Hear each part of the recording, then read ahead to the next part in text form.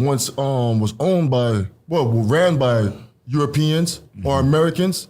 How comes Americans and the Europeans are making the Chinese take over all these places they once ruled, like the Caribbeans and in Africa? Great question. Couple of points. Point number one, when the Europeans left the islands at the end of slavery and colonization, they left East Indians and Chinese in charge of the economy to make sure African people could never be financially empowered.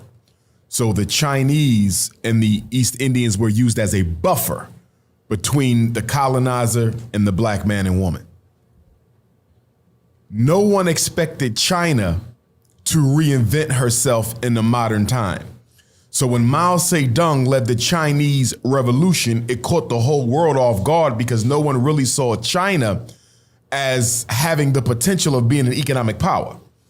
So what Mao Zedong did was he said, we're not going to waste a lot of time trying to come up with an original invention out of the Chinese mind.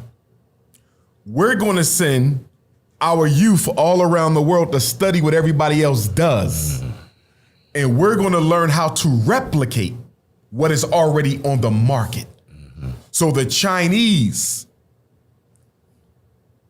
they cornered the avenue of reproducing automobile, reproducing computer, reproducing telephone, reproducing cheap goods, reproducing clothing and apparel. The Chinese said, we don't have to outdo them.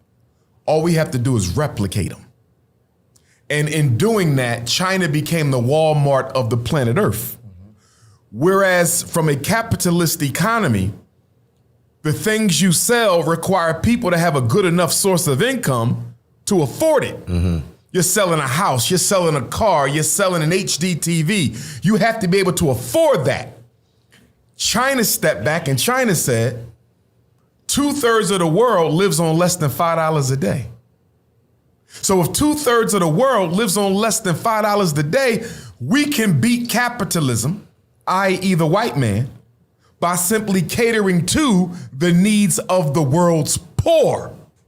So when China started becoming the world's largest manufacturer of cheap goods, they automatically created a dependency of all the poor people in the world upon China for food, clothing, and everything. So the white man says, how do we stop this growing power that China is having? We was looking at controlling the expensive goods, the diamonds and all of that. Chinese said, forget all that. We're going to make cheap guns. We're going to make cheap food. We're going to make cheap clothes. We're going to make cheap cars. We're going to corner the market on poverty. So now the problem that the white man got is the yellow man has a monopoly on cheap goods. Everybody in the world is dependent on China if you live an impoverished lifestyle. How can capitalism undermine communism when capitalism is about the big dollar and communism is about the small dollar? So now we come to the modern era. The Chinese have always had an agenda of global conquest, politically speaking. So they're looking at this and they say, wait a minute, the black man is tired of the white man.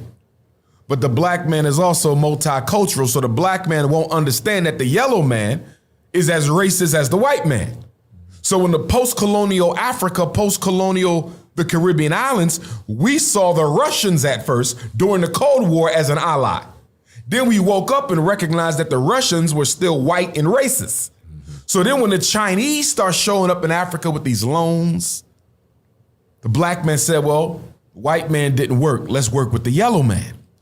Now, the reason China is so thirsty for Africa is because whoever controls Africa controls the world.